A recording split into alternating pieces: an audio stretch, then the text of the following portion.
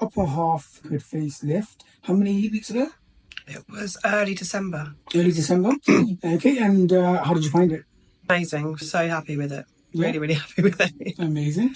And today we are going to be doing some things that you want to address, which is a little bit of the pre-gel sulcus forming. We can just see a little bit of excess here.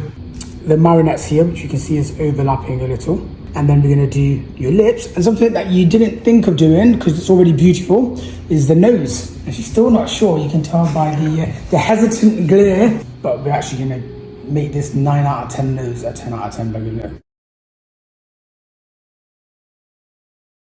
Okay, have a look so far, and then we'll do the side and your chin. Oh wow. Okay. Oh wow. Yeah. So we haven't done this side yet. Can you see how that is a lot more demarcated now? Oh yeah.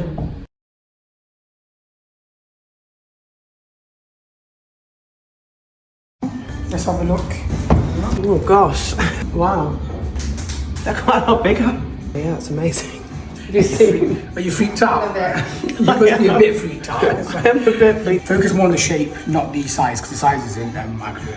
Yeah, no, wow, I love it. I love the jaw and all around here. It's amazing. Yeah. Yeah. What do you think of the nose?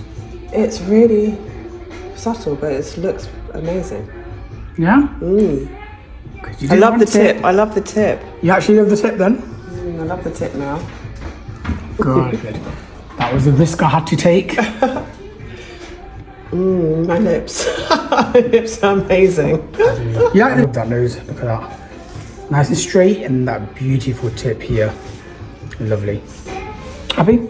Yep, very happy. Thank you so much. You're welcome.